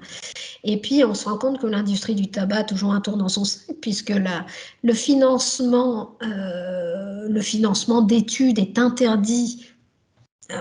L'industrie du tabac n'a pas le droit de financer d'études ou d'organismes ou d'événements culturels. Et finalement, le CNCT a levé le lièvre, puisqu'il semblerait que l'Institut de recherche économique et fiscale a publié une étude réalisée grâce au financement de Philip Morris. Résultat, le think tank copie et colle, en toute indépendance et doléance du financeur, baisser les taxes sur le tabac. Donc on se rend compte que même si on ne voit pas l'industrie du tabac, mais il travaille très très bien en sous-main et c'est un peu un gros souci. Donc ça, c'est le rôle de la société civile. La veille pour alerter les pouvoirs publics de ce genre d'agissement, qui sont tout à fait préjudiciables avec l'objectif fixé, les générations sans tabac. Toujours pour prévenir le tabagisme des jeunes et aider les fumeurs, l'article 6 de la CLAD sur la fiscalité du tabac. En fait, la fiscalité, il y a énormément, c'est un débat qui est passionnel, hein, quand on voit ça dans les journaux, dès qu'il y a une augmentation de la fiscalité, mais la fiscalité, c'est un outil de santé publique. Pourquoi on le taxe? Parce qu'il faut faire comprendre que le tabac, c'est pas un produit comme un autre, qu'il coûte plus qu'il ne rapporte, et puis qu'il tue un fumeur sur 2. Et puis c'est la mesure qui a le plus d'impact. C'est pas nous qui le disons, la Banque mondiale a travaillé sur ces sujets. Ça fait un certain nombre d'années que les pays mettent en place ces politiques et on s'est rendu compte que c'était la mesure qui a le plus d'impact sur le tabagisme en fait des jeunes et des populations les plus vulnérables. Et puis vous le voyez, ça c'est issu d'un document d'information de l'Alliance contre le tabac qui est sorti en début d'année, puisqu'ils sont pour la promotion du tabac à 45 €, où ils disent que 40% des anciens fumeurs estiment que cette augmentation a été une motivation à leur arrêt du tabac. Donc en fait, c'est également pour provoquer une prise de conscience en se disant « Oh là là, ça commence à devenir très très cher. Voilà, il faut que je m'en sorte. Comment je peux être accompagnée? Comment je peux m'en sortir ?» Et puis, très rapidement, c'est quand même, ça on s'en rend pas compte, mais c'est ce qu'on peut appeler la win-win situation. Les taxes sur le tabac augmentent. Il y a 15,3 milliards de taxes sur le tabac qui ont été récoltées en 2020. C'est de la manne financière pour l'État. Les buralistes touchent 10, il faut le savoir, touchent 10% du prix du paquet. Donc plus, même s'ils vendent moins de paquets, plus le prix du paquet augmente, plus ils touchent de recettes. Et puis les finances publiques, du coup, sont moins impactées puisqu'il y a davantage de recettes fiscales. Je ne sais pas si vous voyez la recette, il y a 10,4 milliards d'euros. Ça devait être dans les années 2012-2013. Donc vous voyez, ça a quand même fait un bond. Donc si on augmente les recettes fiscales, c'est important. Et puis, ça a une incidence aussi sur le nombre de fumeurs, puisqu'on parle souvent de diminution de 1 million de fumeurs, c'est notamment, c'est en partie dû aussi à la fiscalité qui les a détournés du tabac et les a amenés vers l'arrêt du tabac. Juste pour comparer, le coût pour les finances publiques, on l'avait estimé à 26,1 milliards, c'est pas moi qui le dis, c'est Pierre Kopp, donc l'économiste, en 2016. Et puis le coût social, donc avec perte de production, vie perdue, perte de qualité de vie, 120 milliards. Donc du coup, on voit bien que les 15,3 milliards de recettes, c'est peanuts en fait. Donc ça ne coûte plus que ça rapporte. Et en France, effectivement, il y a eu un parti pris. On a augmentation successive pour atteindre 10 € pour un paquet de cigarettes en 2020. Alors, il faut savoir que ça c'est pour les cigarettes. Le tabac roulé n'a pas augmenté d'autant, ni la chicha, ni le tabac chauffé. Et puis, il faut bien avoir aussi en tête que la Corse, il y a une distorsion fiscale avec la Corse qui a un statut privilégié qui dure depuis 2011 et qui devrait prendre fin d'ici 2025, mais les prix en Corse sont moins importants qu'en France métropolitaine de 25%. Donc, Andorre, l'Italie, la Belgique qui a augmenté récemment, l'Allemagne ou le Luxembourg ont bon dos, mais on a aussi un Andorre en France qui est la Corse et qui peut peut-être expliquer pourquoi la région PACA détient le triste pourcentage record de consommation de tabagisme en France, aux alentours de 31%. Donc en fait, l'idée ici, c'est de se dire, tiens, ce serait bien qu'on harmonise au niveau européen avec la révision de la directive européenne de 2011. Mais bien entendu, la France, elle aimerait une révision à la hausse. On ne va pas revenir sur les prix du Luxembourg qui n'excèdent pas 4 ou 5 €. Et puis la poursuite des hausses d'ici 2025. Est-ce qu'il faut, pour atteindre ces générations sans tabac, est-ce qu'il faut un prix à 15 €? Est-ce qu'il faut un prix à 45 €? Et l'Alliance contre le tabac nous dit que 45 €, ce serait le prix du paquet de tabac pour justement arriver à amortir les 120 milliards d'euros de coûts social. Très rapidement, ce qu'on a utilisé, l'article 12 de la CLAT, c'est le principe des mass media campaigns sur le modèle anglo-saxon qui utilise les outils du marketing social, qui recommande de travailler sur les campagnes ciblées, gender plutôt que généralistes pour toucher des populations spécifiques. Donc en fait, essayer de toucher vraiment des populations types plutôt que de les faire trop généralistes. Ça, c'était les conclusions de l'une des COP. Bon, le mois sans tabac, j'y reviendrai peut-être pas, mais peut-être que ce qui est très intéressant, c'est le principe d'une communication nationale qui est dédiée à être reprise au niveau local grâce au relais institutionnel, professionnel, associatif, médiatique. Et on retrouve en fait tout ce travail de coordination avec des objectifs communs à différents niveaux, niveau local, niveau national, niveau régional, niveau national. Mais du coup, la réappropriation du dispositif par la base et des acteurs de terrain est absolument indispensable. Aider, accompagner les fumeurs, voilà, vous savez, maintenant, il y a vraiment une prise en charge ambitieuse, des traitements remboursés, des prescripteurs plus nombreux.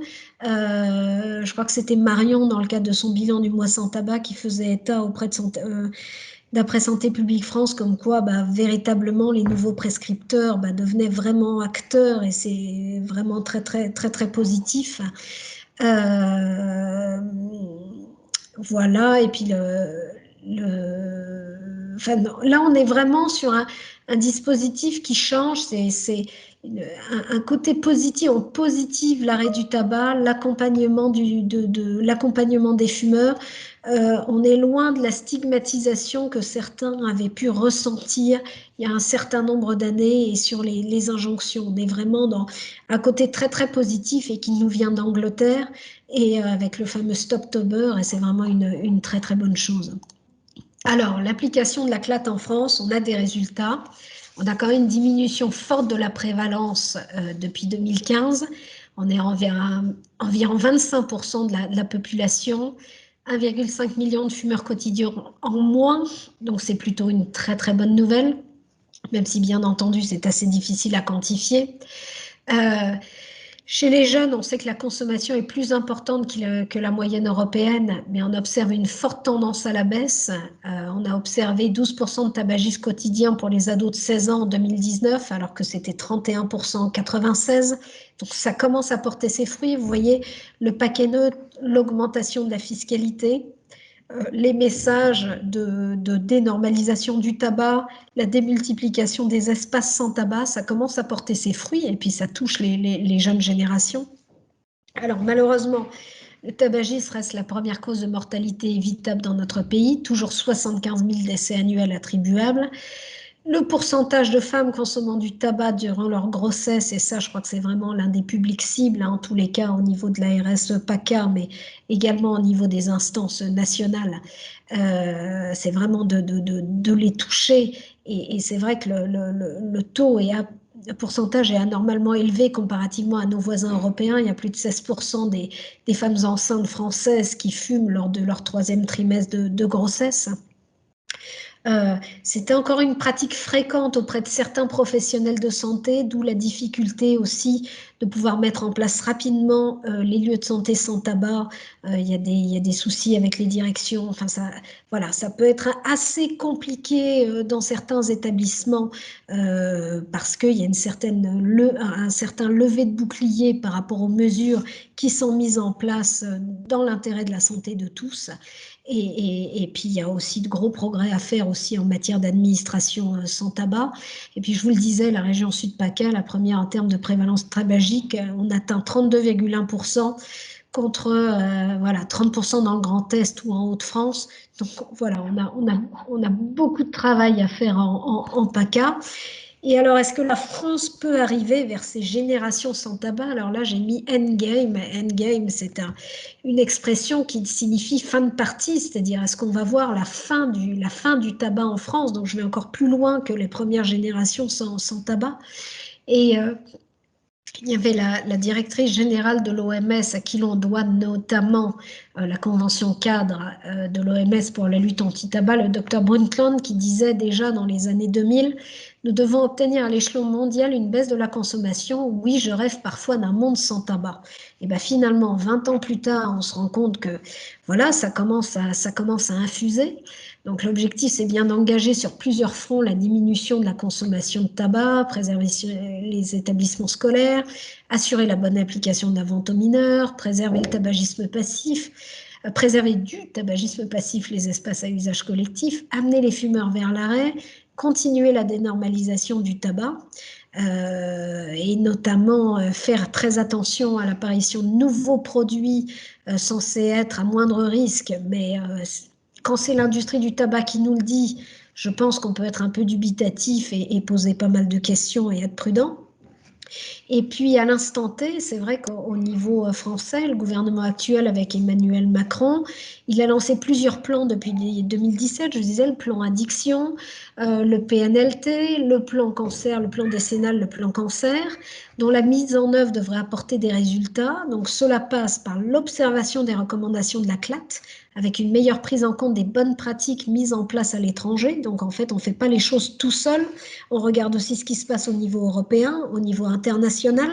Je vous parlais des 38 articles de la CLAT, je vous invite vraiment à télécharger le document et à aller voir ce que disent ces articles, vous verrez, c'est pas très très long, enfin c'est très facile à lire, vous en avez pour 1 heure, hein, donc n'hésitez pas. Il faut aussi renforcer l'accompagnement des fumeurs avec une meilleure information et implication des professionnels de santé, donc ça c'est vraiment ce que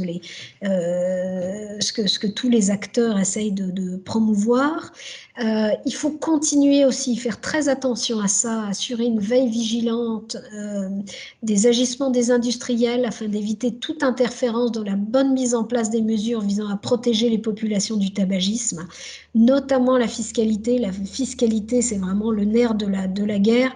Et grâce à cette mesure, combinée à d'autres, c'est-à-dire on ne peut pas utiliser la fiscalité toute seule, ça ne fonctionnera pas. Il faut accompagner les fumeurs, il faut faire de la prévention, mais il ne faut pas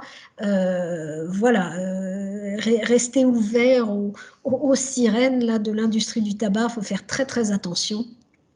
Et puis, bien entendu, il faut que la prévention du tabagisme, la lutte contre le tabagisme, les acteurs, même les collectivités territoriales, j'ai vu qu'il y avait eu un appel à projet de la Mildeka, leur attention pour développer des actions de prévention du tabagisme. Voilà, il faut s'en saisir. Il y a un financement qui, j'espère, sera pérenne dans les années futures, mais voilà, il faut véritablement surfer là-dessus et mettre en place des actions pérennes et surtout évaluer également. Voilà, ce sont un peu les obligations pour arriver effectivement à ces objectifs de génération sans tabac. Et donc tout reste que possible d'ici 2030, il y a encore un petit peu de temps, volonté politique, financement dédié et engagement de l'ensemble des acteurs. Je vous remercie pour votre attention en tous les cas, puis je m'excuse si j'ai été un petit peu longue.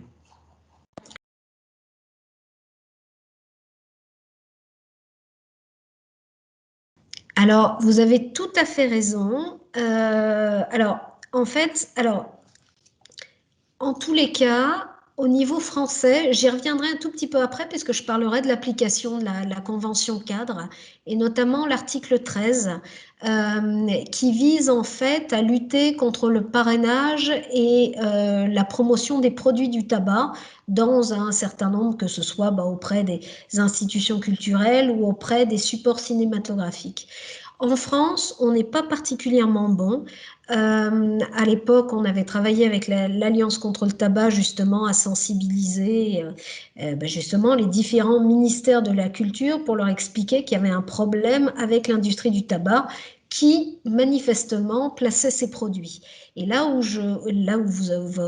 comment dire, la personne qui assiste au webinaire a tout à fait raison, c'est que la Ligue contre le cancer fait tous les 5 ans une étude, c'est une sorte d'observatoire du placement de produits de l'industrie du tabac dans le cinéma français. Et que ce soit l'étude qui datait, je crois, de 2014 et l'étude de 2019, on se rend compte que le ratio non-fumeur-fumeur est totalement inversé. C'est-à-dire que dans les films français, vous avez 75% de fumeurs et 25% de non-fumeurs. Donc, il y a eu un certain nombre de choses, vous avez dû entendre parler de cette histoire de différents films, mais si vous voulez, je pourrais vous envoyer 2-3 communiqués de presse à ce sujet, mais des films comme Coco, des films, alors pas Gainsbourg bien entendu, puisque tous les films historiques, là on ne nie pas du tout, je veux dire les films où il y a Churchill ou De Gaulle ou une certaine période, on fumait beaucoup, donc voilà. Mais pour les films contemporains, c'est complètement en décalage avec la situation actuelle, puisque maintenant on est à 25% de fumeurs, 75% de non-fumeurs, et on se rend compte que tous les héros des films fument, enfin... voilà, donc ça, c'est pas nous qui le disons, c'est la Ligue contre le cancer avec ses différentes études, mais effectivement, si vous le constatez, il faut le faire remonter au Centre national du cinéma, il faut le faire remonter aux différentes instances qui gèrent les médias, parce qu'effectivement, il y a une sorte de recrudescence, et c'est un moyen pour l'industrie du tabac à moindre coût de faire de la promotion de ses produits alors que c'est absolument interdit. J'espère avoir répondu à la question et je me tiens à la disposition pour donner davantage d'informations. Alors en fait, il s'avère que la vape, ce n'est pas un produit du tabac. La vape, c'est un produit de consommation courante. Alors, c'est un médicament, c'est considéré comme un médicament en Grande-Bretagne, mais c'est un produit de consommation courante. C'est-à-dire, ce n'est pas taxé comme le tabac. Le tabac, vous avez 82% de taxes, enfin, j'entends, le paquet de cigarettes, vous avez 82% de taxes qu'ils ont les droits de consommation parce que c'est un produit nocif qui tue, voilà. La vapoteuse, la e-cigarette, c'est un produit de consommation courante. Vous avez la TVA à 20% qui s'applique. Il n'y a pas de tabac, il n'y a pas de combustion. Et donc, du coup, on a, pour un certain nombre de professionnels et pour en avoir beaucoup discuté, et j'en parle un petit peu plus loin, je peux vous le remettre ici, voilà. La cigarette électronique peut aider certains fumeurs motivés à l'arrêt, mais aussi des fumeurs désirant consommer autrement la nicotine à quitter le tabac. Et utiliser la façon concomitante, la cigarette électronique et le tabac n'apportent aucun bénéfice. Mais si on veut abandonner le tabac, bien entendu, il faut privilégier le vapotage exclusif. Et pour répondre à la question par rapport à la promotion, il y a des boutiques qui font des promotions. Les e-liquides avec arômes sont autorisés. Il y a des journaux spécifiques qui existent sur la vape, tout comme d'ailleurs pour le tabac. Excusez-moi. C'est-à-dire que vous avez la revue des tabacs dédiée au buralisme peut faire la promotion de produits du tabac. Les journaux dédiés à la vape peuvent faire la promotion de la vape. En revanche, et c'est peut-être là-dessus que peut-être notre auditeur veut me faire aller, c'est par rapport à ce procès gagné par le CNCT. Qui a condamné les industriels de tabac pour avoir fait la promotion de leurs propres produits de la vape. Donc, c'est-à-dire des produits de l'industrie du tabac, qui faisaient la promotion. C'est pas très clair ce que je suis en train de vous dire. En gros, l'industrie du tabac était condamnée parce qu'elle faisait la promotion de produits de vapotage. Donc, du coup, je ne vois pas, je crois que je vais avoir vu passer là, que la cigarette électronique, c'était l'entrée dans le tabagisme d'un certain nombre, pour les jeunes notamment, ça peut être le cas, et on craignait un petit peu pour des produits comme la Juul, et aux États-Unis, il y a eu un certain nombre d'études qui ont démontré que ça pouvait être une porte d'entrée dans le tabagisme. Il y a eu d'autres études qui viennent contredire cet élément-là. Après, moi, je ne parle pas pour les jeunes, je parle pour les fumeurs qui veulent arrêter, en effet. Donc là, ça peut être un produit, on peut aussi juxtaposer les patchs, les inhaleurs, les sprays, et puis la vape. Tout est bon pour arrêter de fumer, hein. Mais en ce qui concerne la promotion de la vape, elle est faite dans les boutiques spécialisées. Elle est faite dans les boutiques spécialisées, et puis bien entendu on la retrouve énormément sur les réseaux sociaux, et là c'est open, hein, tout comme les industriels du tabac font leur promotion.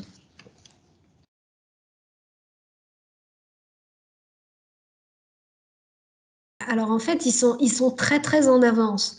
Ils ont commencé près de 10 ans auparavant, ce que nous mettons en œuvre. En fait, ils n'ont pas inventé la roue, ils mettent en place exactement ce que recommande la Convention cadre, en fait. Donc, c'est-à-dire l'augmentation de la fiscalité. Oh là, ils sont peut-être un petit peu plus forts, c'est grâce au contrôle, notamment. Les contrôles. Ils ont un volet très important aussi au niveau de la prévention en milieu scolaire, où là, ils travaillent énormément auprès des jeunes populations. De la population et des enfants notamment. Et j'ai vu également qu'il y avait un gros programme d'accompagnement avec formation des professionnels de santé, Donc, si vous voulez, ben, je vous enverrai, ou le lien, si vous voulez, je peux vous le mettre. Je ne sais pas si c'est important pour le. Je peux peut-être vous remettre le lien du site, là, alors qui est en anglais, effectivement. Mais alors, une chose très intéressante aussi, ce que j'ai pu remarquer, moi, c'est ce qui m'avait j'ai rencontré à l'époque des représentants du ministère de la Santé de la Finlande quand je travaillais à l'Alliance contre le tabac.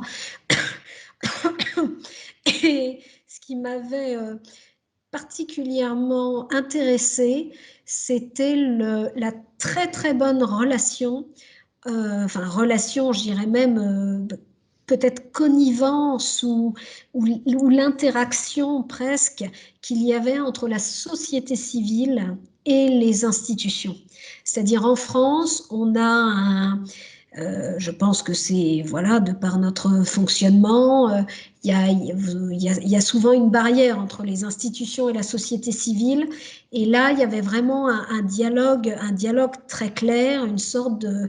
Et je pense que ça aide à aller plus vite aussi et à mettre en œuvre les, les actions de façon plus concrète et plus efficace. C'est-à-dire, il y a davantage de relations en fait entre les institutions, en fait, ceux qui font les lois et les acteurs de terrain. Et ça, c'est vraiment, vraiment important. Ce qu'on retrouve, nous, un petit peu d'ailleurs avec l'ARS, puisque c'est notre instance avec qui on travaille, et c'est plus facile que de travailler avec les institutions nationales. Mais je dirais que là, ça semblait tout à fait naturel de travailler main dans la main, de se dire les choses, d'avoir le téléphone, enfin, et je pense que ça aide à aller beaucoup plus vite. Merci, merci à tous. Ben, écoutez, je vous propose de clôturer ce webinaire. Donc, ce webinaire sera bientôt disponible sur la chaîne YouTube du CRES. Nous vous donnons rendez-vous le 6 mai pour un webinaire sur présentation d'outils pédagogiques sur la thématique tabac avec le CODES 83 et le CODES 84. Donc, si vous souhaitez toute information complémentaire sur les éléments qui sont mentionnés dans la sélection biblio, n'hésitez pas à contacter le DICAT 13 qui répondra à vos demandes. Dans l'attente de se revoir prochainement, un grand merci à vous Clémence et un grand merci à l'ensemble des participants. Et je vous souhaite une très bonne fin de journée. Au revoir.